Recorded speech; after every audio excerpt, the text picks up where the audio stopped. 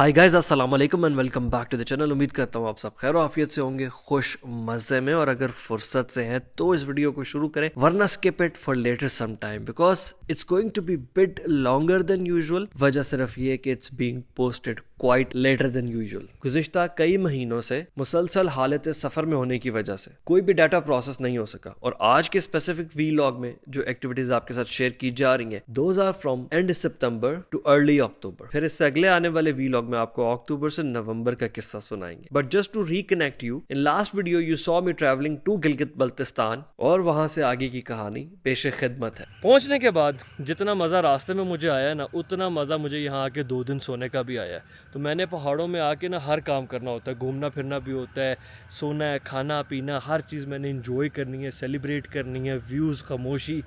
और उसके बाद आगे अली भाई लोग लाहौर से, तो फैमिलीज़ भी आई हुई हैं। और अली भाई के साथ आज मैंने पिछली दफ़ा बताया था ना कि जो भी मेहमान आएगा गिलगित आके ठहरेगा, उसको स्टार्ट कराना है हमने ट्रैक से। तो ट्रैक बामुशक्क़त से आज की एक्टिविटी हम शुरू करेंगे। तो सबसे पहले मैं लेके जाऊंगा इन्हें पीछे जुटियाल नाले पे, और उसके बाद फिर हम ट्रैक के लिए निकलेंगे। तो नाले पे 5-6 मिनट ही ब्रेक लगाएंगे बस। अब जैसे जैसे विंटर का टाइम आता जाएगा ना, तो सनलाइट के आवर्स बहुत ही लिमिटेड हो जाएंगे। तो अभी 3-3:30 बजे का टाइम हुआ है, और अपर जुटियाल जो है ना वो सूरज पहाड़ के पीछे चला गया, तो यहाँ पे डायरेक्ट जो सनलाइट है वो ख़त्म हो गई है। और फिर सर्दियों में ये टाइम 1 बजे तक आ जाएगा, तो इसलिए उस टाइम पे इलेक्ट्रिसिटी का बहुत प्रॉब्लम रहता है, और सोलर भी इतना प्रोडक्टिव नहीं रह पाएगा। तो जुटियाल नाले में पानी का जो प्रेशर है, जो फ्लो है, वो बहुत कम हो गया है। तो ऑलमोस्ट ना होने के बराबर है। इस टाइम पे 30% है, और 1-1.5 महीना पहले ये 100% था। और अगर आपके पास कोई लॉन्ग रेंज बायनॉकुलर्स हो तो मेरे घर से भी और यहाँ से भी खड़े हो के आप इन पहाड़ों की टॉप पे मारखोर स्पॉट कर सकते हैं। वाइल्ड लाइफ जो है ना, ये जुटियाल कंजर्वेशन के अंदर भी अच्छी खासी है। और उसके बाद we move to an adjacent point जहाँ से हाइकिंग ट्रैक स्टार्ट होता है। बताओ फिर, घर से 2 मिनट में कैसी जगह पे आ गए हो? 2 मिनट में आ गए। फील आ रही है ना? दूध की नहर, पता क्या करा? दूध की नहर।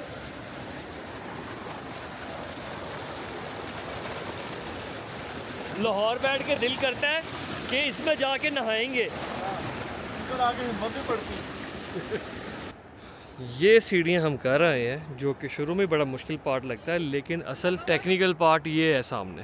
जुटियाल और खौमर के पहाड़ों में एक हाइकिंग ट्रैक्स का सिलसिला बिछा हुआ है, जो गिलगित शहर का एक बहुत खूबसूरत और कर्व्ड पैनोरामिक व्यू देता है। If you happen to be in Gilgit for some days, I would definitely recommend to take this hike. और ऊपर से देख के गिलगित अभी भी कुछ ना कुछ ग्रीन लगता है, but it used to be lush green just a few decades ago. Unfortunately यहाँ की अर्बनाइजेशन भी फॉरेस्ट्री को बहुत डैमेज कर रही है। और इसके अलावा इन हाइकिंग ट्रैक्स का थोड़ा हिस्टोरिकल पर्सपेक्टिव भी आपको बताता हूँ। जब इनकी इब्तिदा हुई थी 17वीं सदी में, बैक देन गिलगित की पहली खातून हुक्मरान मलाइका जवाहर खातून, ऑल्सो नोन एज दादी जवारी, लॉन्च्ड अ प्लान कि यहाँ पहाड़ों से आने वाले आबी नालों के साथ वाटर चैनल्स और इरिगेशन सोल्यूशंस का एक नेटवर्क बिछाया जाए। कहा जाता है कि वो बहुत बाहिम्मत और विजनरी हुक्मरान थी। उनकी इस डेवलपमेंट की वजह से काफी नए इलाके वजूद में आए, जिनमें से आज बरमस, नगरल, सोनीकोट, माचीनी मोहल्ला और कशरोट भी शामिल है। और इसी ट्रैक पे वाकया थोड़ी और तारीख आपको दिखाते हैं। ये जो पिलर आप देख रहे हैं, इसे ताज मुगल शिकारी या ताज मुगल मीनार भी कहा जाता है, और ये करीब 700 साल पुरानी फतह की 25 फुट ऊंची ट्रॉफी है, क्योंकि इसे तामीर किया गया था 1320 में, जब बदख्शां के हुक्मरान ताजुद्दीन मुगल ने गिलगित को फतह किया।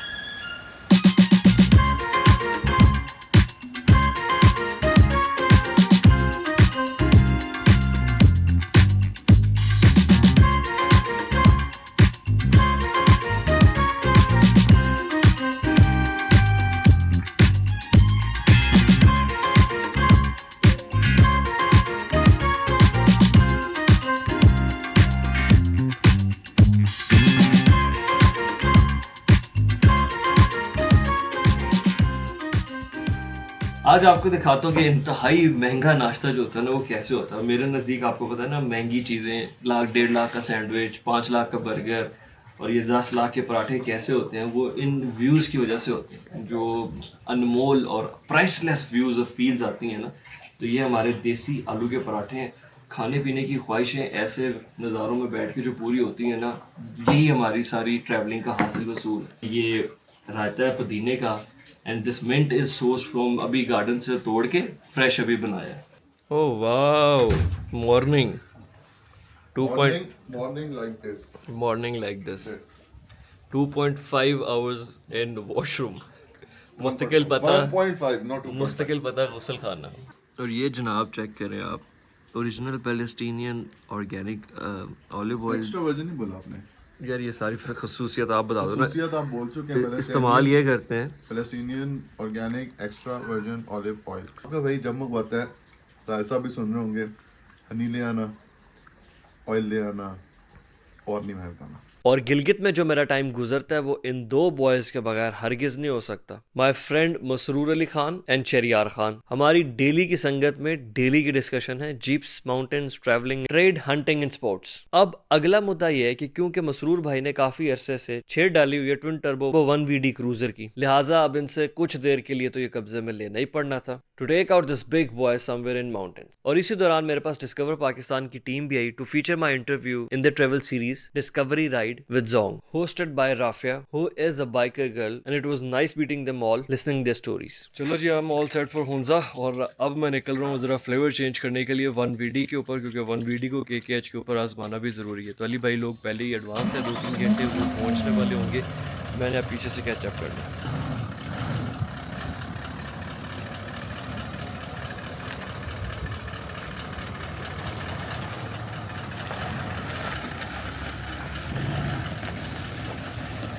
तो as a GX and 1VD extreme overland vibes देती है ये गाड़ी। Player of touring, let's get started.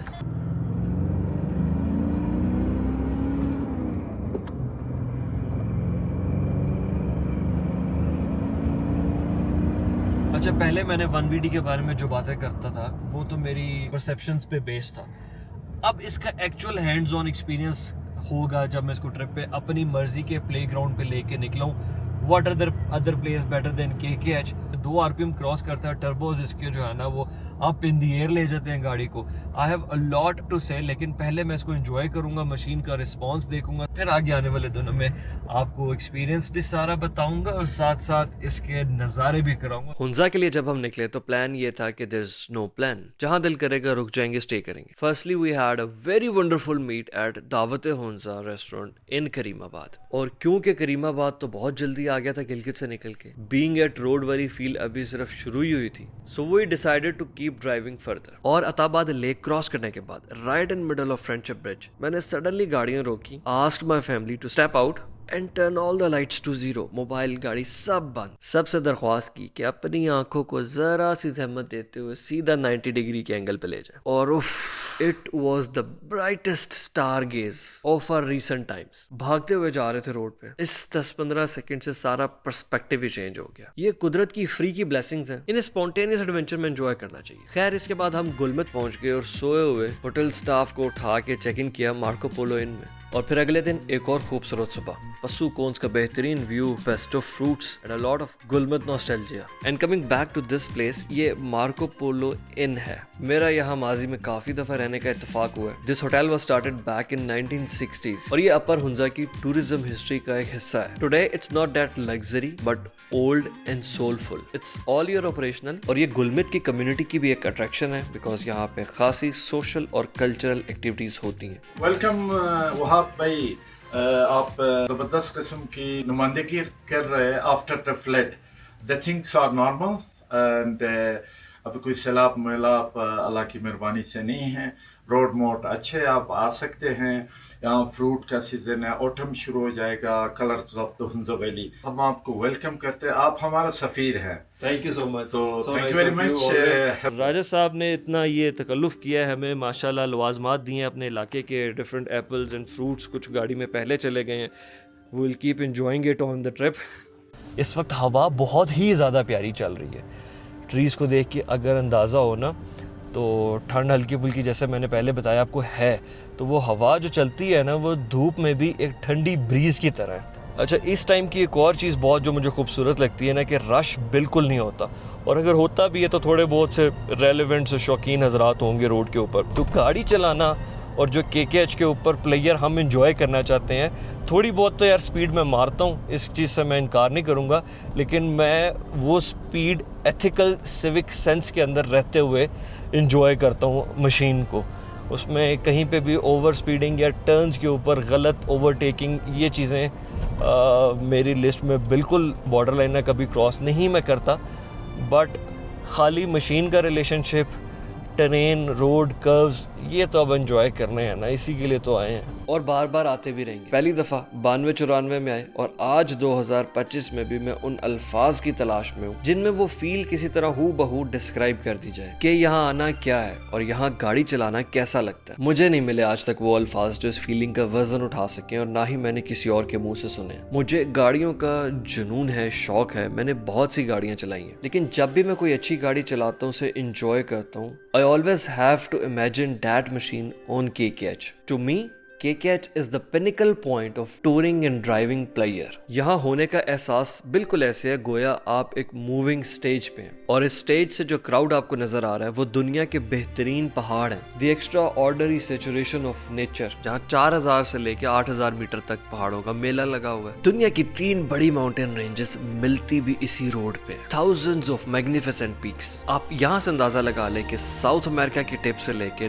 North America 2 बर्रे आजमों में 7000 मीटर की एक भी चोटी नहीं है। पाकिस्तान में 8000 से बुलंद 5 और 7000 मीटर से बुलंद 108 चोटियां, 6000 peaks 4555 minimum, and no count of 5000 and 4000ers, thousands of unnamed and unconquered peaks. So that's the point कि इन नज़ारों में ये सड़कें हमें वो फील देती हैं कि we are surfing in mountains। जैसे वो कहते हैं ना कि there's never a dull moment, मैं कहता हूँ कि there's never a dull turn at KKH. A driver is always engaged and excited here. जब एक खूबसूरत मोड़ आता है, your eyes will roll with the view. Steering road bank के साथ कर्व लेगा, आप एक हाथ से गियर डाउन शिफ्ट करते हो, a few moments later right foot on accelerator, and you are running up hill with a roaring diesel engine. तो ये फिर ऐसा लगता है जैसे किसी शेर का मुंह आसमान की तरफ है और वो सीना चौड़ा करके धाड़ रहा है। That is exactly how it feels to take out a land cruiser on KKH।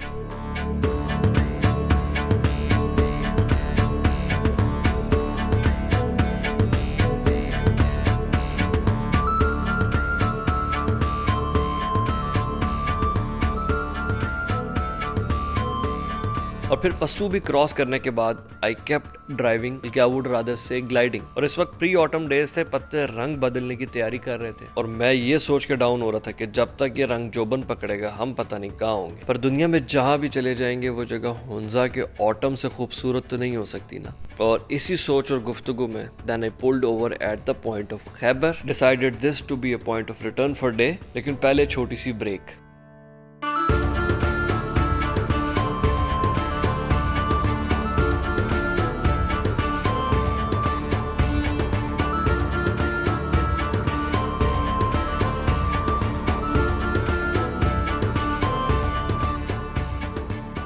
दरिया की एक सूदिंग सी आवाज़ के साथ हवा और ये 1VT खड़ा हुआ है बिल्कुल मासूम बन के, क्योंकि मैं ये चाहता हूँ कि सनसेट के टाइम पे हम सरीना पहुँच जाएँ और करीमाबाद, और सनसेट का व्यू वहाँ से एंजॉय करने। तो ट्रैक पे अब टाइम कम है, वाइंड अप करके वापस चलने की कोशिश करते हैं।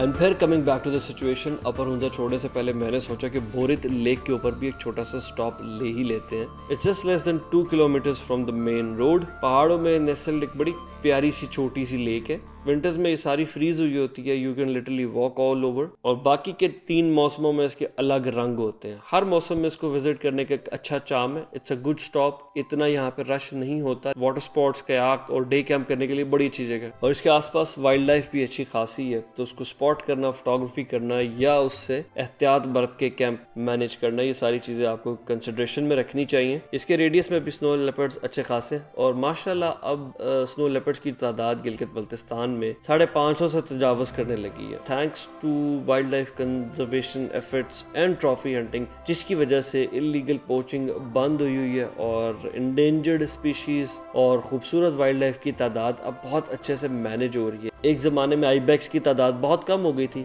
लेकिन अब माशाल्लाह से that is 7000 plus as well. फिलहाल मारखोर की तादाद बढ़ाने पे काम किया जा रहा है, इसीलिए उसकी ट्रॉफी हंटिंग की जो परमिट्स हैं वो साल में सिर्फ 4 दिए जाते हैं। और ibex is 70 plus, blue sheep is 30 plus, और आगे आने वाले कुछ सालों में स्नो लेपर्ड के भी हंटिंग परमिट्स इशू किए जाएंगे। Now if you get worried about कि ऐसा क्यों होगा, नेचर में हर चीज का एक तवाज़ुन है, उससे कम भी नहीं और उससे ज्यादा भी नहीं। तो इकोसिस्टम को बैलेंस करने के लिए बाकी जानवरों को मद्देनजर रख के जो तादाद स्नो लेपर्ड की होनी चाहिए उतनी ही रखी जाएगी। अगर उससे ज्यादा होगी तो उसको फिर किसी और यूटिलिटी में लेके आया जाएगा। सो गुड टाइम मैनेजमेंट से ये हो गया कि बिफोर सनसेट हम पहुंच गए करीमाबाद और अभी आके चेक इन कर लिए सरीना में।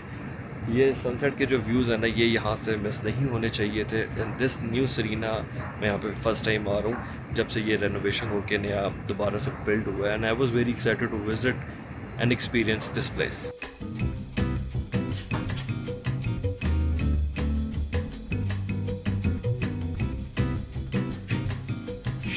गुड व्यू तो बहुत अच्छा है, बट रूम का साइज बहुत अच्छा है। And this is first floor, deluxe executive pool भी इसी फ्लोर पे है, स्पा भी इसी फ्लोर पे है, और बहुत सारी फैसिलिटीज है इस ही फ्लोर पे। ये स्पा का मेन्यू है, ये छुपा दो घर वालों से, ये नाम नजर आएगा तो खर्चे पे खर्चे। Let's just check the toilet, storage, wardrobe, refrigerator, and nice marble touch के साथ बड़ा प्यारा बना हुआ है। वॉशरूम का इंटीरियर भी, टब नहीं है इसमें, शावर है ग्लास के साथ।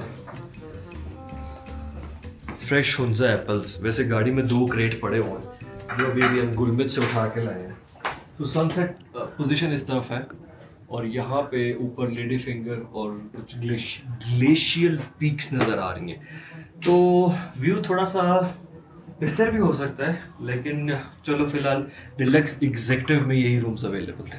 अच्छा, अब सरीना के बारे में कोई भी ओपिनियन देने से पहले ये बता दूं कि इस पूरी वीडियो में कोई पेड कंटेंट या स्पॉन्सर्ड एलिमेंट नहीं है। जो भी है ताड़े भरा दे अपने जाती ख्यालात ही ने। अब मैं पिछले कई सालों से पाकिस्तान की टूरिज्म इंडस्ट्री, होटल्स, रिजॉर्ट्स, इन चीज़ों को बहुत करीब से देख रहा हूँ। हर तरह की जगह विजिट की हैं, और इस सब के बाद मेरी नज़र में सरीना, जो कि एक लग्जरी ब्रांड है, comes at the top, but not for its luxury. Serena का बिल्डिंग स्ट्रक्चर, डिजाइन, प्रोडक्ट सब कुछ बहुत अच्छा है, लेकिन आउट ऑफ द वर्ल्ड नहीं है, कोई बहुत बड़ा वाव फैक्टर भी नहीं है। But Serena truly holds a special value when it comes to professional human resource.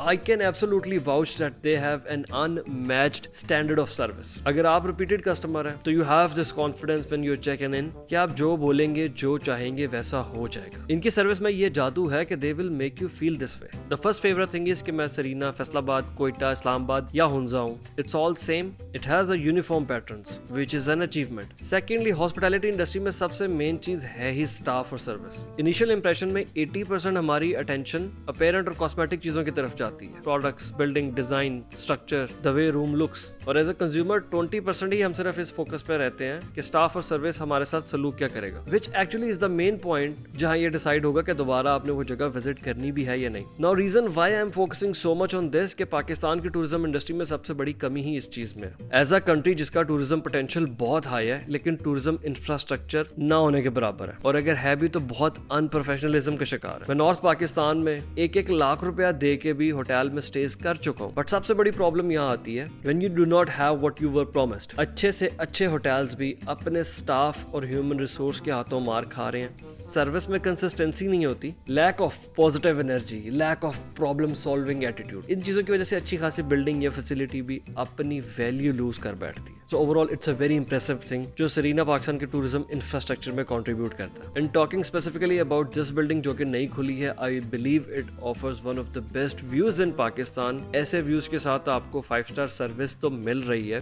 Building design, room, interiors बहुत अच्छे हैं, पर शायद इससे भी अच्छे हो सकते थे। Food is very good but not excellent. Yes, it's a bit expensive, but I believe overall the experience they deliver is worth it and I would love to come here. So if you take a dip in this pool, तो आप कहोगे कि दिन के time अलग views हैं, sunset के time अलग व्यूज़ हैं और रात के टाइम अलग व्यूज़ हैं। So you gotta enjoy all those views.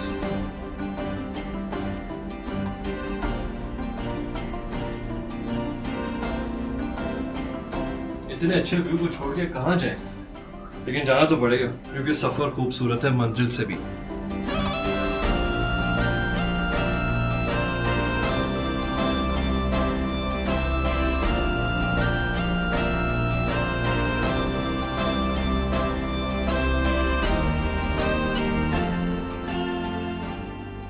फिर हुंजा से ही मेरा 1 डे प्लान बना नगर विजिट करने का, which is an immediate opposite district. अभी तो स्पेसिफिकली मैं नगर में होपर ग्लेशियर वाली साइड पे जा रहा हूँ, but Nagar is one of still very underrated places of GB. हाल ही में यहाँ पे काफी सारी डेवलपमेंट होना शुरू हुई है, जिसमें मोस्ट इम्पोर्टेंटली मेन रोड का कंप्लीट बाईपास कनेक्शन बनने जा रहा है। इसके अलावा और भी यहाँ पे काफी डेवलपमेंट हो रही है जो कि बहुत जरूरी थी, क्योंकि this district has a lot of natural wonders and beauties जिन्हें लोग सिर्फ दूर से देखते थे बट वहाँ विजिट नहीं किया जाता था। For example, Rakaposhi, which is seen from so many places, is actually in Nagar.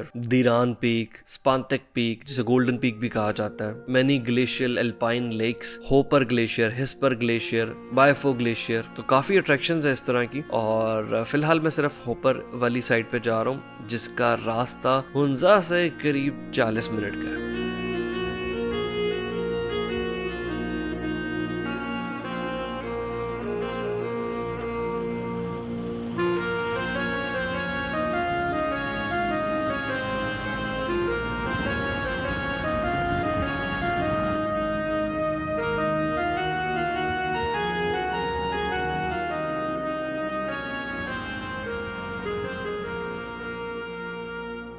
ऊपर पहुंचते ही ना फुल विंडी सीन हो गया है और ग्लेशियर के व्यूज़ तो मैं आपको दिखाता हूँ। साथ इधर मुझे एक बड़ा अच्छा चरवाहा मिला है ब्रांडेड किस्म का। ये ग्लेशियर है और ये चेक करें, नीचे से करण औजला है, ऊपर से चरण औजला है। तो यहाँ पे हमने गाड़ी पार्क की है और यहाँ से वॉक करके हम ऊपर जा रहे हैं। दिस इज़ द ट्रैक और वो कॉफ़ी शॉप है कैफ़े दी ग्लेशियर, हाईएस्ट कॉफ़ी शॉप। और नीचे आपको ऊपर ग्लेशियर भी नज़र आ रहा है। सो ये वाइट पार्ट देख के आइडिया होता है, बट इसकी लेंथ तो बहुत ज़्यादा है। दिस इज़ 18 किलोमीटर्स और वो सैंड मड की वजह से कवर हो जाता है तो सही से आइडिया नहीं होता। तो ये है यहाँ पे और हम है यहाँ पे और ये चरवाहा साहब है यहाँ पे। अच्छा, एक और बात मैं आपको बताता चलो, यहाँ पे ये जो ग्लेशियर है ये डेली 3 से 4 इंच मूव करता है। आपकी इन्फॉर्मेशन में इजाफा कर दूं। हाँ, आप इसके साथ ही मूव करते हैं ना, 3-4 इंच आप भी डेली मूव कर जाते हैं अपनी स्टेटमेंट से। तो मामला ये है कि हम इस वक्त जो इंतहाई ऊंचे एल्टीट्यूड वाली कॉफ़ी शॉप पे हैं, इसके सारे व्यूज़ और सब कुछ बहुत अच्छा है, but actually when you come to this point और यहाँ पे खड़े होके आप ये व्यू लेते हो ना, तो अगर आपने एक शाम में छोटी सी K2 वाली फील लेनी हो तो this hopper glacier is good for this. और पीछे जो पीक का व्यू आ रहा है इस वक्त, क्लाउडी बहुत ज़्यादा है तो ऊपर वाला पार्ट नज़र नहीं आ रहा, लेकिन जैसे जैसे वो क्लाउड्स मूव करते हैं और सनलाइट पड़ती है ना, तो ऐसे लग रहा है कि कोई जन्नत से पर्दा उठता है, साइड पे होता है। It gives amazing views. और हवा इस वक्त, पहले वो विंड स्टॉर्म चल रहा था इसलिए हमने जैकेट्स भी पहनी है। ठंड बहुत ज़्यादा नहीं है, मज़े वाली ठंड है। और कैफ़े दी ग्लेशियर की जो सारी फैसिलिटी है, इसकी डिस्क्रिप्शन इस तरह से है कि ये ग्लेशियर इस साइड पे आ जाएगा एंड ओवर हेयर ये कॉफ़ी शॉप है जिसकी रूफ़ अभी है और सामने जो है ये सारे हट्स वगैरह बन रहे हैं डिफरेंट लोकेशन पे। यहाँ पे इग्लूज़ भी बन रहे हैं, कुछ चीज़ें जो है ऊपर टॉप पे बनेगी। तो थोड़ी सी ये वाइड स्प्रेड हुई एक फैसिलिटी बन रही है और व्यूज़ जो है यहाँ से बहुत ज़बरदस्त हैं। तो ये ग्लेशियर आ जाएगा, नीचे ये वैली का व्यू है और ऊपर वो देखें जी इस तरफ भी पीक्स हैं। ओवर देयर यू सी, वहाँ पे लास्ट आवर्स की सनलाइट पड़ रही है, वो व्यूज़ हैं। और फिर मेन व्यूज़ ये आ गए। और क्योंकि इस वक्त हवा बहुत ज़्यादा है तो चाय शाय का जो इंतज़ाम है उसको इंडोर ही करना चाहिए, बाहर तो चाय का पता ही नहीं चलेगा, हार्डली एक ही सिप लिया जाएगा, चाय गोन टू ठंड।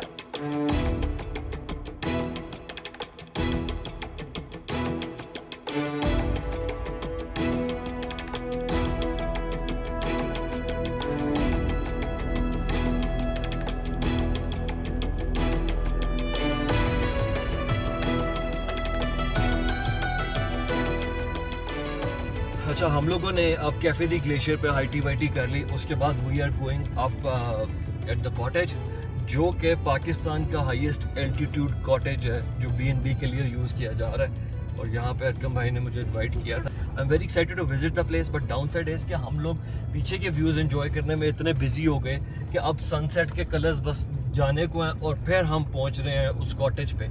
और ग्लेशियर जहाँ से हम व्यू ले रहे थे वहाँ से इतनी ऊंची जगह थी, तो वहाँ से निकले हुए अभी हमें 2-3 मिनट हुए हैं और कॉन्स्टेंटली हम लोग जो है ना एल्टीट्यूड पकड़ते पकड़ते ऊपर जा रहे हैं और बिल्कुल बादलों के रूबरू आ रहे हैं। आंखों में आंखें डालने वाला मकाम पहुँच जाना है, लेकिन हो उस टाइम पे अंधेरा जाना तो आंखें नज़र नहीं आनी। और यही मुझे डर है कि जाके कॉटेज की जो ओरिजिनल वाइब और फील है ना वो मैं शायद अभी आपको ना दिखा सकूँ। सनसेट वैसे उधर ड्रोन शॉट्स के साथ होना चाहिए था, मगर it's very hard to live the moment and then document it and capture it and at the same time मेरे लिए इट्स जस्ट प्योर फैंटेसी। मैं इससे ज़्यादा अल्लाह का शुक्र, माशाल्लाह माशाल्लाह माशाल्लाह, अल्लाह से क्या मांगूँ, दुनिया के बेहतरीन पहाड़ और दुनिया की बेहतरीन झील, बस that's all.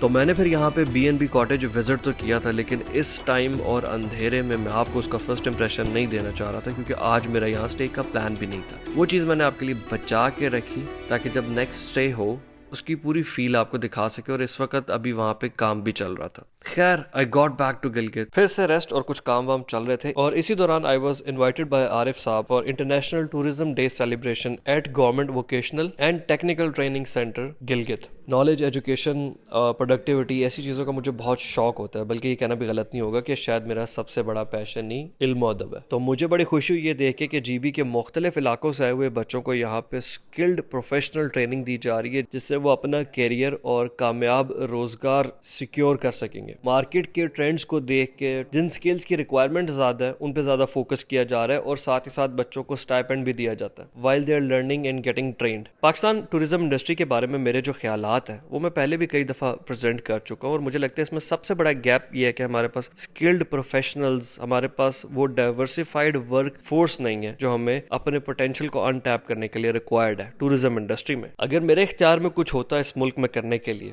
If I was a part of policy और प्लानिंग, तो मैं पाकिस्तान में टूरिज्म कॉरिडोर्स इंट्रोड्यूस करता। And the idea of this is कि सबसे पहले हमें स्किल्ड वर्कफोर्स चाहिए, उसके बाद जो हम टूरिज्म इंफ्रास्ट्रक्चर की बात करते हैं जिसमें hotels, resorts, facilities, camping sites, equipment, machinery आती है, and the skilled workforce is the driver, is the operator of that infrastructure. और तीसरी चीज है डाटा। टूरिज्म का सारा डॉक्यूमेंटेड लिटरेचर, रिसर्च। हमारे यहाँ इतनी वैरायटी का भी टूरिज्म होता है, cultural tourism, religious tourism, adventure tourism, events का टूरिज्म, वेडिंग टूरिज्म, लेकिन ये सब कुछ बिखरा बिखरा चल रहा है, कोई क्लियर विजन पाथ नहीं है। जब इन सब चीजों का डाटा ऑर्गेनाइज होके इंटीग्रेट हो with infrastructure and the operators and the workforce, वहां फिर टूरिज्म के चैनल्स डेवलप होते हैं जिन्हें मैं कॉरिडोर कह रहा हूँ। और ये चैनल्स ऑन पर्पस डिजाइन करके बनाए जाते हैं जिसमें एक टूरिस्ट अपने मिनिमम टाइम ड्यूरेशन के अंदर मैक्सिमम अट्रैक्शंस और टूर की हाइलाइट्स अचीव करने में कामयाब होता है। टूरिस्ट को उन चैनल्स को बाईपास करने की जरूरत नहीं पड़ती, सब कुछ उसी में दस्तयाब होता है। And the national level planning of these channels is called the corridor. Once we develop the corridors, तो ये बिल्कुल किसी फैक्ट्री की असेंबली लाइंस की तरह ऑपरेट होते हैं। मैस लेवल की मार्केटिंग से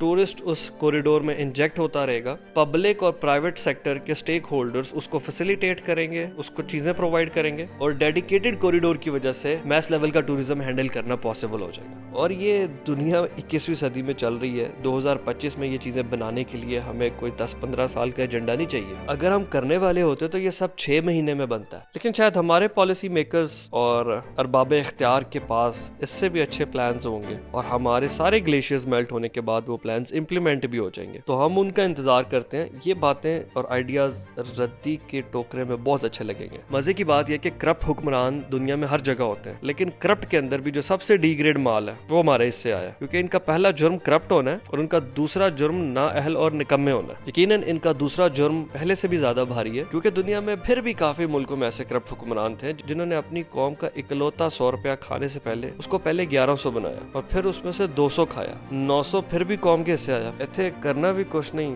ते खाना भी सारा कुछ, उत्तों चपेड़ा भी मारनी है तो रोन भी नहीं देना। खैर चलो अब आगे चलते हैं, कुछ और इंटरेस्टिंग कहते हैं।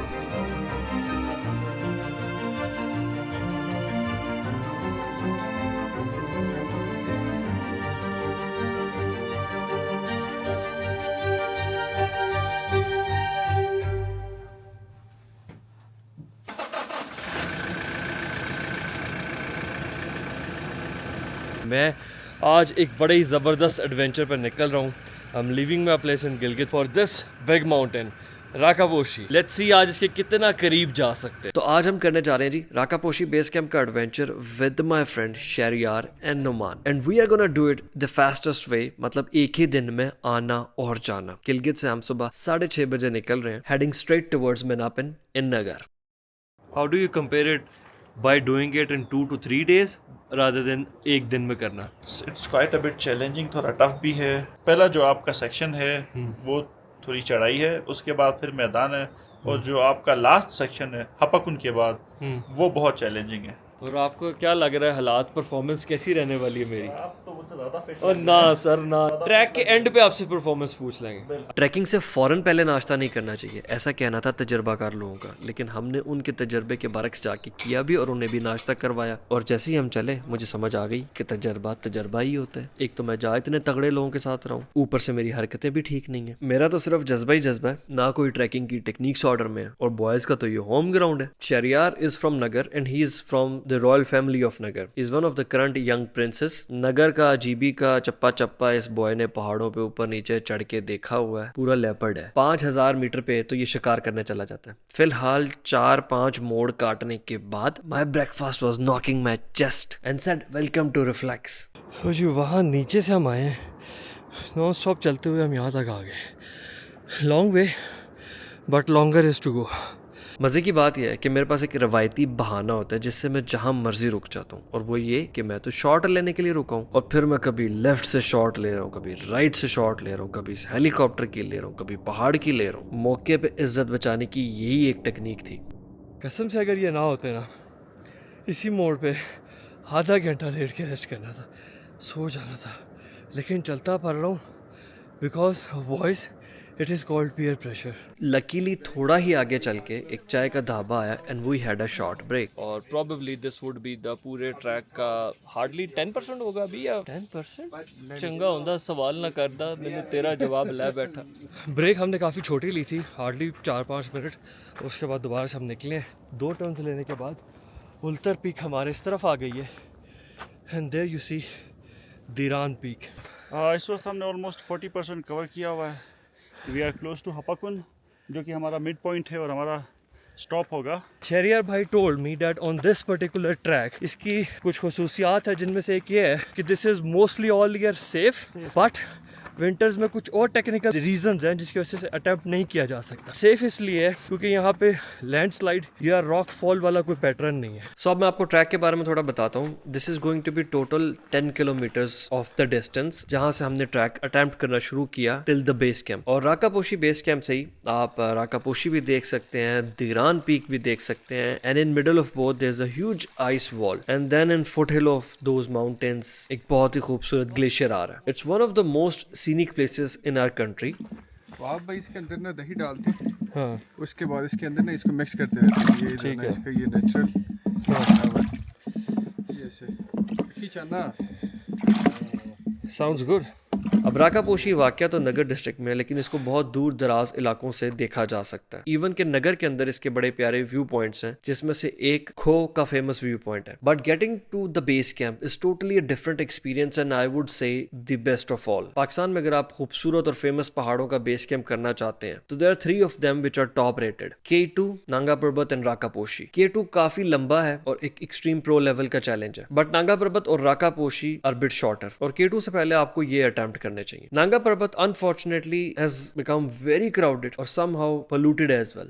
But the beauty of mountain can never be questioned. Whereas Rakaposhi is not that crowded, and luckily abhi tak it's not polluted at all anywhere on the track. Rakaposhi stands at the elevation of 7,788 meters. ये दुनिया की 27वीं और पाकिस्तान की 12वीं सबसे ऊंची चोटी है। But other than this, हर पहाड़ का एक अपना रोब और जलाल होता है। And definitely Rakaposhi is one of those mountains जिनका एक अपना शहर है। इस वक्त मेरे दिमाग में भी यही सब बातें चल रही थी, और ट्रैक पे जहाँ पहाड़ की झलक आती थी वहाँ एक जज्बा भी आता था। साथ ही साथ अब नाश्ता हजम हो चुका था, मेरा भी स्पीड, फ्लो, एनर्जी बूस्ट सब कुछ ऑर्डर में आ गया, and we made it to Hapakun which is a sort of mid point between Minapin and Rakaposhi base camp. बहुत खूबसूरत जगह है, ग्रीन स्लोप्स के साथ व्यूज भी जबरदस्त हैं। You can also see the glacier flowing from the mountains, और ये जगह एक खूबसूरत कैंप साइट भी है to have an overnight stay, क्योंकि usually Rakaposhi base camp trek is recommended within 1 overnight stay, but हम लोग इसको जल्दी जल्दी में इसलिए कर रहे हैं कि इस समर में डिजास्टर्स और क्लाइमेटिक चेंजेस की वजह से हमारे प्लान तो बहुत ज्यादा चेंज भी हुए। 4 दफा हमने पहले प्लान किया लेकिन एग्जीक्यूट नहीं हुआ। अब अक्टूबर शुरू होने का सीजन था, मैं भी बहुत जल्दी में था, शहरियार भाई भी जल्दी में थे, सो वी थॉट के ना करने से बहुत बेहतर है कि हम स्पीड में कर लें। Otherwise it's such a beautiful activity, इसको जितना डिटेल के साथ सेलिब्रेट किया जाए उतना कम है। एंड सेकेंडली जो ट्रैक लेवल है वो बहुत आसान भी नहीं है।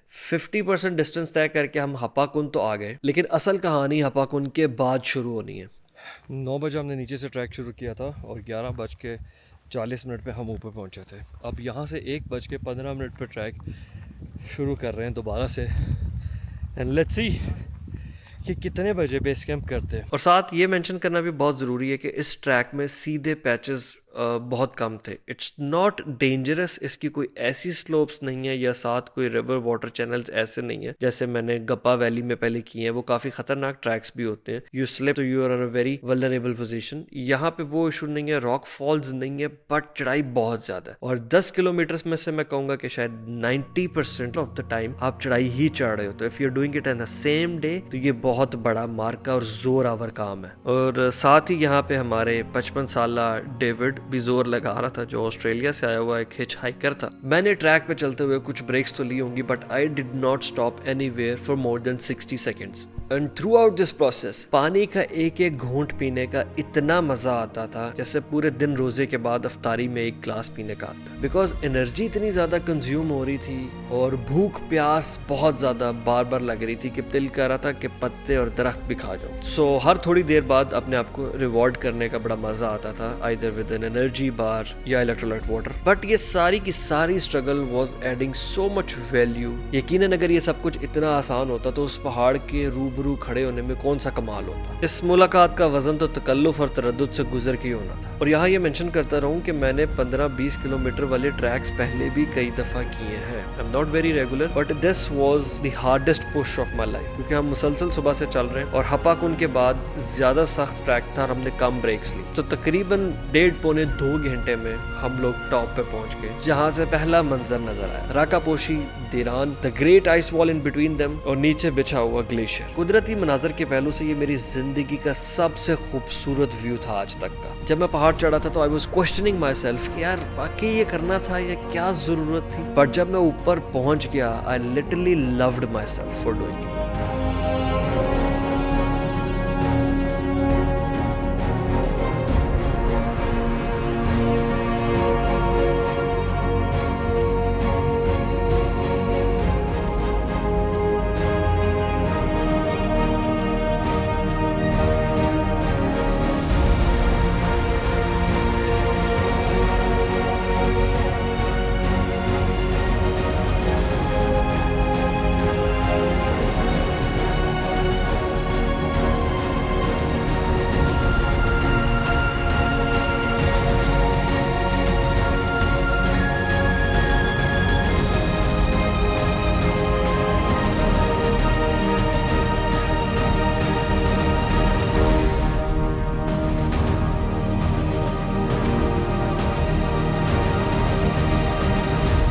मैं एक लम्हा दिरान पीक को देखता था, फिर राकापोशी को, फिर दिरान को, फिर राकापोशी को। What an encounter!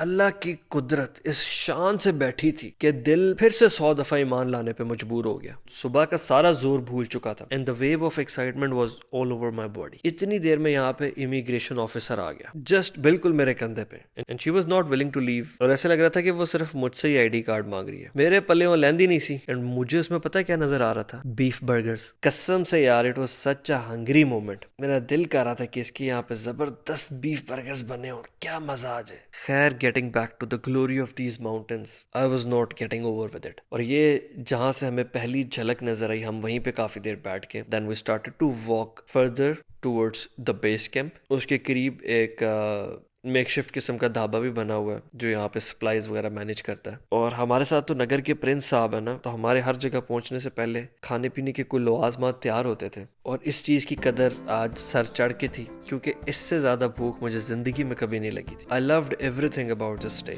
हर चीज़, हर लम्हा ऐसे जैसे दिल की डायरी में लिखा जा रहा हो। तो हम लोग फिर आके कैंप में बैठे और कुछ चाय, सूपी नूडल्स वगैरह रेडी थे।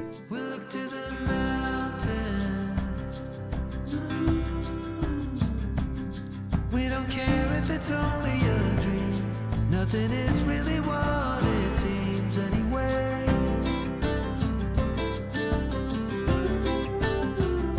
Now little by little, in the twilight's gentle flow, in the dance of fading light we grow.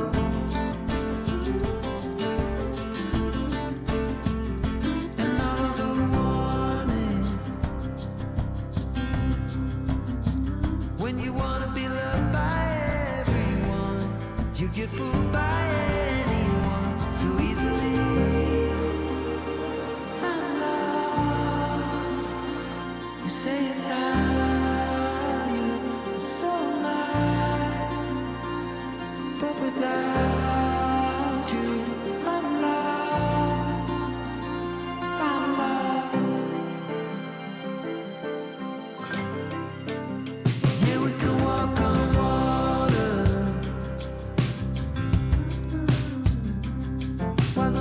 Are leaking. Soon the walls will be giving in. Anytime now, anytime now. Another shrug of the shoulders. I guess I'll be walking home in the rain. I lost you, but then you were mine again. Just let the wind and the fire, wind and the fire. We forget about everything, every truly remarkable thing. No wonder we lost.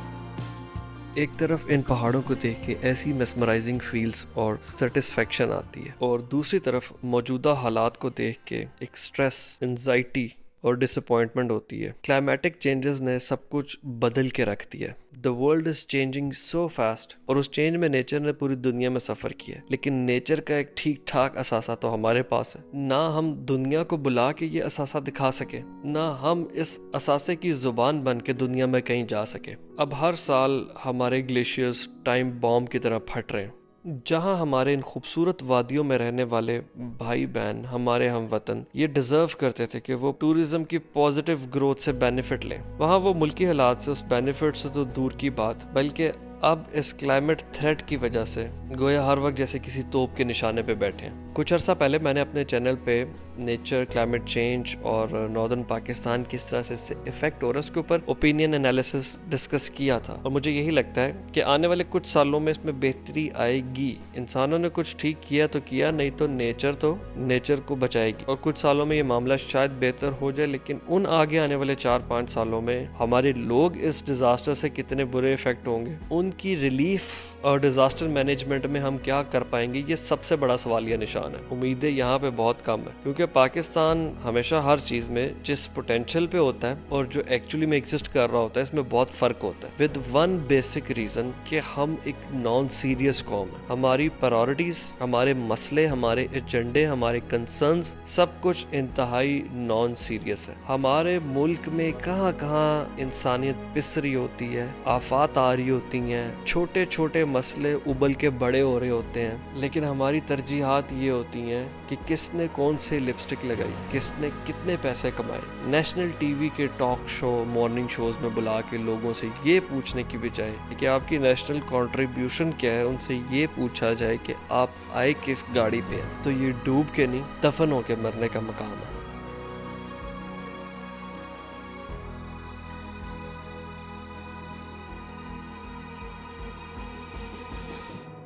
So total जो track का time लगा यहाँ तक पहुँचने में, मोर और less वो कह लो कि 5 घंटे था। उसमें हमने एक नीचे ब्रेक ली आधे घंटे की, and the last recent break was also 30 minutes. Lunch अभी हमने वापसी पे पहले वाली कैंप साइट पर करना है, जब हम नीचे डिसेंड करना शुरू करेंगे। अब असर का टाइम क्रॉस हो रहा है, एंड प्रॉबली जब हम लंच करके नीचे निकलेंगे तो उस टाइम पे अंधेरा हो चुका होगा।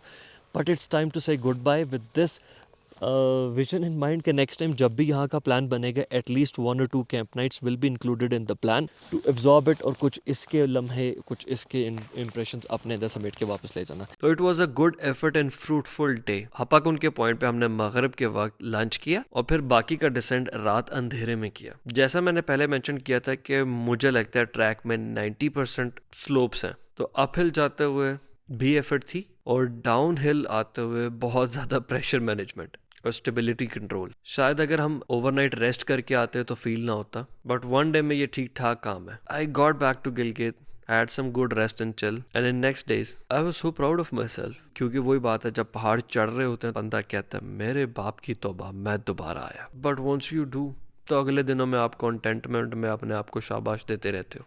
और इन्हीं दिनों में मेरे पास एक जर्मन ओवरलैंड ट्रैवल कपल आया हुआ था। They were travelling around the world in their jeep Wrangler. 2-3 दिन हमने बहुत मजे की गपशप लगाई और ट्रैवल स्टोरीज एक्सचेंज करना obviously is one of the best part of travelling. और क्योंकि ये लोग रिसेंटली काफी ऐसे रूट और ट्रेल्स करके आए थे जो मेरी फेवरेट लिस्ट में से। There was also very nice pass in Tibet which they recently did, Jiwola pass, और वहां से 5-8,000 पीक्स नजर आती हैं। सोचो क्या दर्जा, क्या मकाम होगा उस पास का। Hi guys, it's Chris from GPI. Yeah, this is my Jeep Wrangler 2007 model, nice. 2.8 CRD, 4 cylinders, 177 PS. It's the first of this model, JKU, and quite rare here in those countries because you mostly have the Rubicon Neo model. Still, it never let us down. We have now been covering 2.5 years. And how many kilometers since your journey started? 74,000 kilometers. 74,000. Of course, we had minor issues, which Yeah. could always have been But solved. still, 74,000 is a good journey. Yeah, it's 1.5 times around the world, right? Yes, Almost 2 yes, times yes. around. We're still not finished. We are now the 3rd time in Pakistan. Can I ask you, like, how many times did you use this winch? 0. Zero.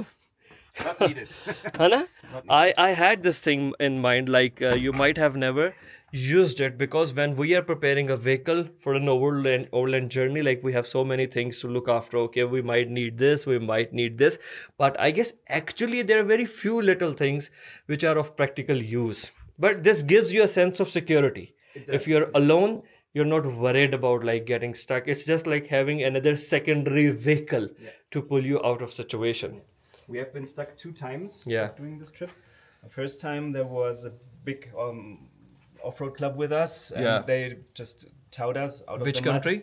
That was in Georgia. Georgia. And they managed to just tow us out of the mud within a few seconds. So there was no need for the winch. And the second time was in Kyrgyzstan on a muddy field, and there was nowhere where we could put it. So we had to figure out something else. All right. Yeah.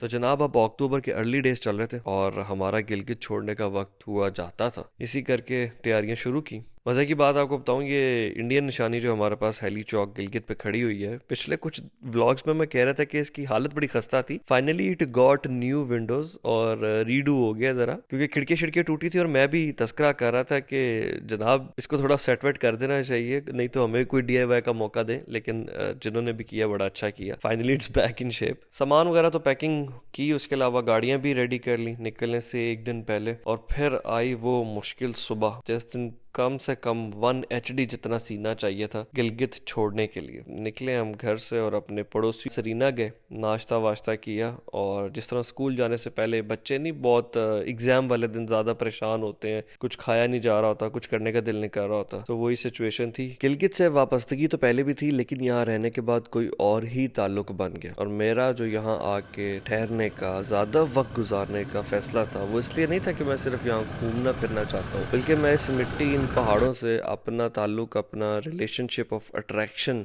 समझना चाहता था। I had some best days of my life here. ये मैं ही जानता हूँ कि गिलगित ने मुझे क्या क्या दिया। यहाँ सिर्फ चुपचाप बैठे रहने का एहसास ही बहुत कीमती था। इट्स जस्ट लाइक कि हम दोस्तों से मिलके बहुत ज़्यादा बातें कर रहे होते हैं, लेकिन हमारा कोई एक्सट्रीम ही बहुत बेस्ट फ्रेंड हो तो अक्सर साथ बैठ के बात भी नहीं करते, बस यार तू बैठा रह, तेरा साथ होना ही काफी है। मेरा और गिलगित का ताल्लुक भी ऐसा ही है, बस यार तू बैठा रह, तेरा बैठना ही काफी है। This time detoxed my life. ना कोई इररेलेवेंट शक्लें थी, ना टॉक्सिक लोग, बस दिल ढूंढता रहा जिंदगी का सरूर हजूम से दूर।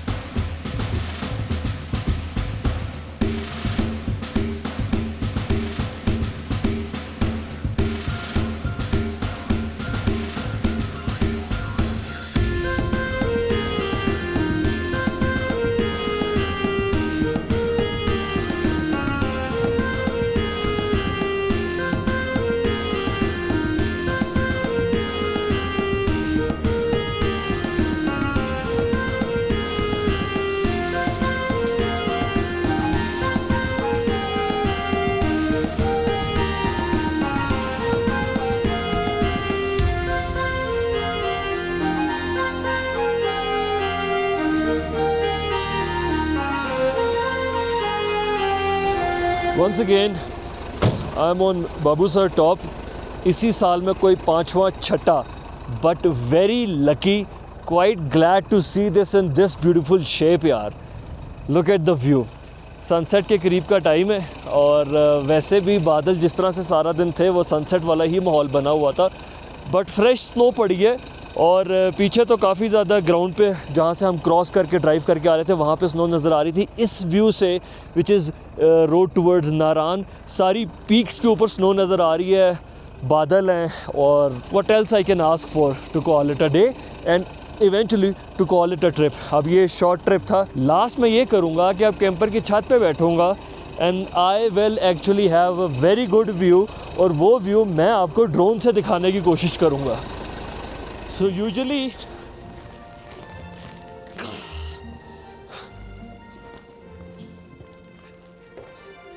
इसे कहते हैं पहाड़ों के रूबरू और आंखों में आंखें डाल के बात करना। ये हमारा फेवरेट अंदाज़े कलाम होता है। अगर आप मेरी जगह होते तो यहाँ पे कितनी देर स्पेंड करते, कितना टाइम आप यहाँ पे ऐसी जगह पे लगाते? मुझे बड़ा तजस्सुस है ये जानने का। 5 मिनट्स, 10 मिनट्स, 15 मिनट्स, ये जब तक दिल नहीं भरता। मुझे आगे जाके आज ख़ुद कुकिंग करनी थी कैंपर के साथ, तो डिनर ख़ुद बनाने का मेरा प्लान था, लेकिन फील्स लाइक कि यार यहाँ पे ज़रा ज़्यादा टाइम गुजारा गया।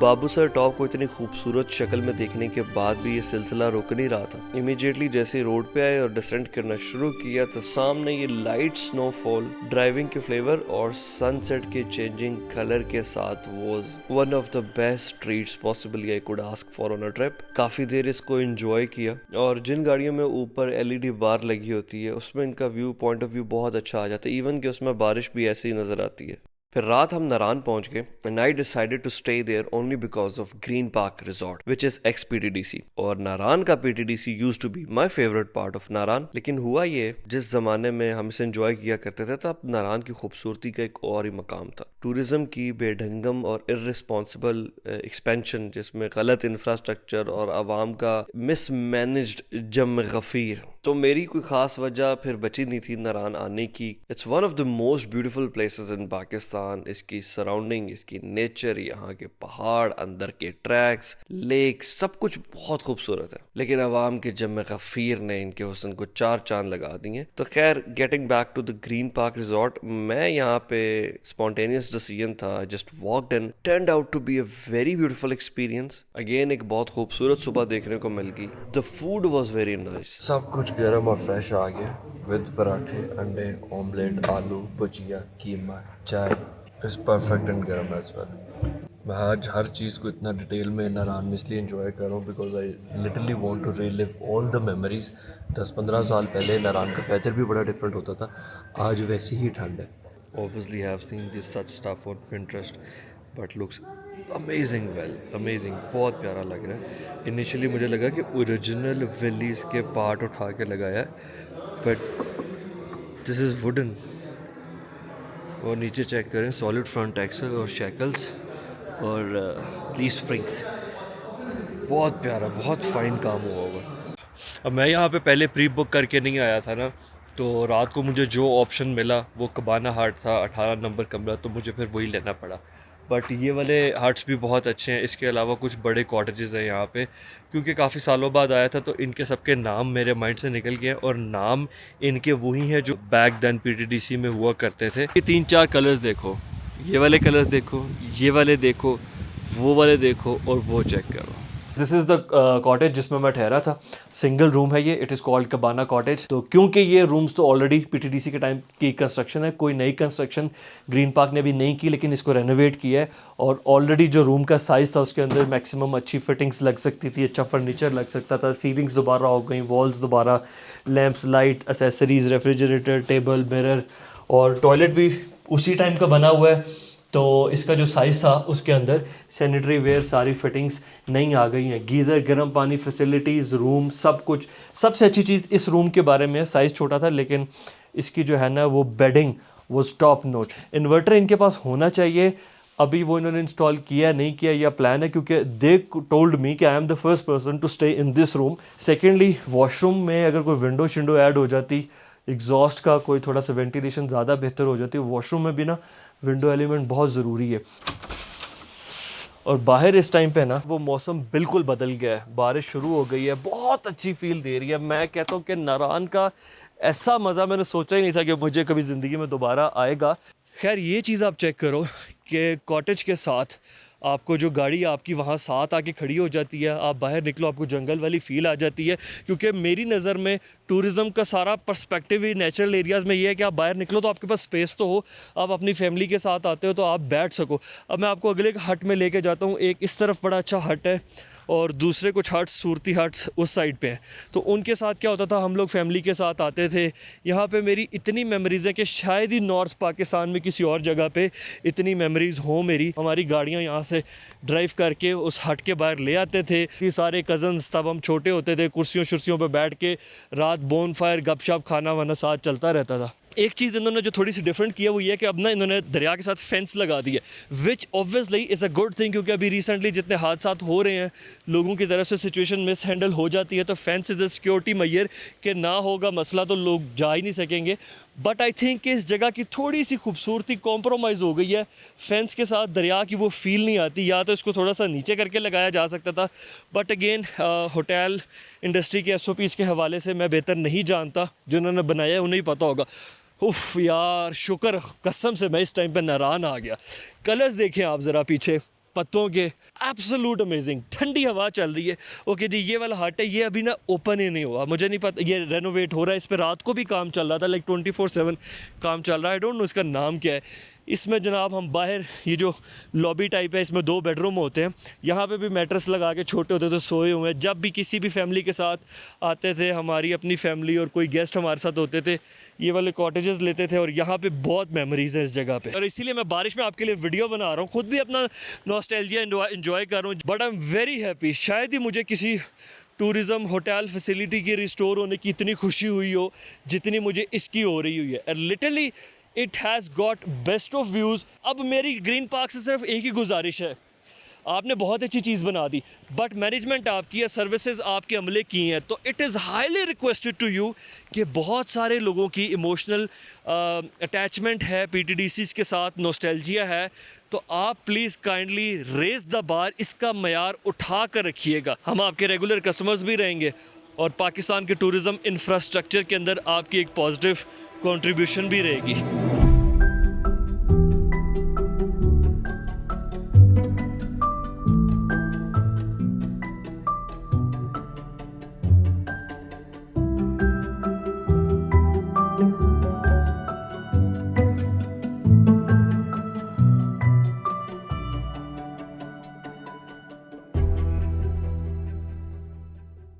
तो क्योंकि नारान के व्यूज़ ने हमें जाने नहीं दिया, and this is our beautiful meal in making. Pulao जो होता है वो सबसे कन्वीनियंट होता है ऐसे मौक़ों पे खाना बनाने की एक चीज़ जो है, इसलिए हम अक्सर बना लेते हैं। बट सबसे इम्पॉर्टेंट ये है कि लाइट इससे पहले कि कम हो जाए, मैं आपको कैंप साइट का व्यू तो करा दूँ यार। सो पहले, अभी क्योंकि मगरिब का टाइम करीब आ रहा है, तो पहले रोड पे ट्रैफिक ज़्यादा थी। जैसे ही दोनों गाड़ियाँ ला के खड़ी की हैं, लोगों का प्यार है, इज़्ज़त देते हैं, ये भी बड़ी एक खूबसूरत चीज़ है, खुशी होती है सबसे मिलने जुलने की। तो पहले थोड़ा सा क्राउड था, उस टाइम पे मैं वीडियो नहीं ले सका। और वो पहले मैंने ज़रा ज़्यादा क्लोज़ करके खड़ा किया होता, फ़िलहाल इसको थोड़ा सा पीछे कर दिया।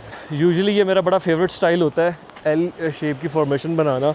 तो कैंपर की लेंथ काफ़ी लंबी होती है और उसके साथ ये आ जाए तो अक्सर हम क्या है कि वो प्राइवेसी भी हो जाती है और वैसे भी एक वो बड़ी फील प्यारी देती है कि सेटअप जो है ना इमीडिएट लगा हुआ है। सारी पीक्स के ऊपर स्नो पड़ी हुई है। मेरे पास एक ऑप्शन ये था कि मैं रिवर साइड पे टाइम एंजॉय करूं, दूसरा ऑप्शन था कि मैं सैफ अल मलूक वाली साइड पे ड्राइव करके चला जाऊं, ऊपर भी स्नो पड़ी है। व्यूज़ बहुत अच्छे आने थे, लेकिन मसला वही था कि आवाम का जमे गफ़ीर होना था और वो व्यूज़ भी सारे कॉम्प्रोमाइज़ हो जाने थे। उससे बेहतर ये था कि एक सूदिंग पीसफुल सुकून वाला नज़ारा मिल गया है। स्नो यहाँ से भी नज़र आ रही है पीक्स के ऊपर, सामने लश ग्रीन वाले पहाड़ है और पानी को देखने से ना एक बड़ी रिफ़्रेशिंग एनर्जी मिलती है।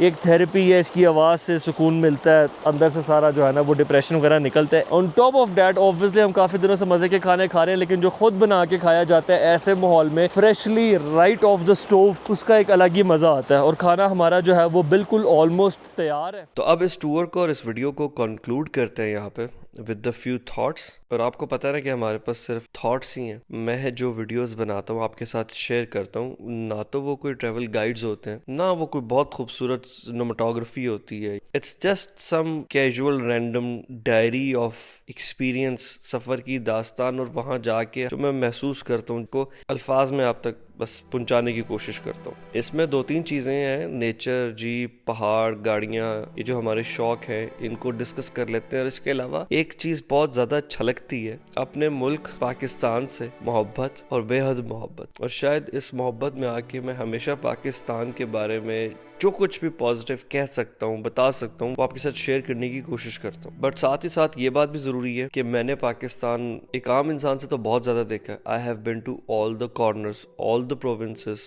Highs and lows, goods and bads. तो पाकिस्तान के पॉजिटिव एक्सपीरियंस के बरक्स जो दूसरा एक्सपीरियंस है वो भी मेरे पास ठीक ठाक होगा। लेकिन अब लम्हा फिक्रिया ये है कि उस अनप्लेजेंट एक्सपीरियंस का वजन बढ़ता जा रहा है। हमारे मुल्क की मुश्किलात, तकलीफें, परेशानियां, इनकी संगीनी से तो हम सब वाकिफ हैं, but unfortunately none of this unpleasant stuff is coming to any end. Safety concerns, economic concerns, social concerns तो थे ही, अब कुदरती आफात और डिजास्टर्स के कंसर्न्स भी आ गए। हजारों लोग बेरोजगार हो रहे हैं। The quality of life is on the nose dive। मैं बड़े शहरों से लेके रिमोटेस्ट एरियाज तक जाता हूँ और ये कंक्लूजन इस पूरी पिक्चर का है। पाकिस्तान में टूरिज्म इंडस्ट्री की तबाही अपनी जगह, लेकिन हमारे जैसे शौकीन हजरात जो सिर्फ अपनी टूरिंग और ट्रैवलिंग के लिए निकलते हैं, इनका घेरा भी पाकिस्तान में बहुत तंग हो चुका है। मैं नजरिया पाकिस्तान से लेके पाकिस्तान की एग्जिस्टेंस तक हर चीज़ से मोहब्बत करता हूँ और अब हालत यहाँ तक है कि शायद मेरी अपनी ज़ाती ज़िंदगी में मुझे कोई परेशानी या कोई स्ट्रेस नहीं है। मेरे अंदर जितना स्ट्रेस है, जितनी एंजाइटी है, वो सिर्फ और सिर्फ मुल्क पाकिस्तान की है। लेकिन दिल लगाया ना होता तो दिल टूटता ना।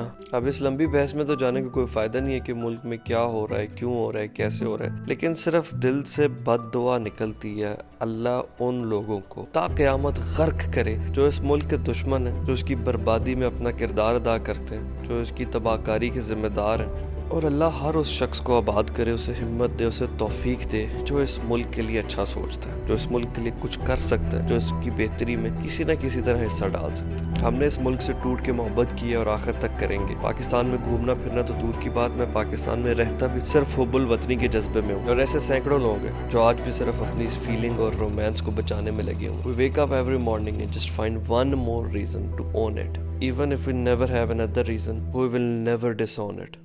पाकिस्तान जिंदाबाद।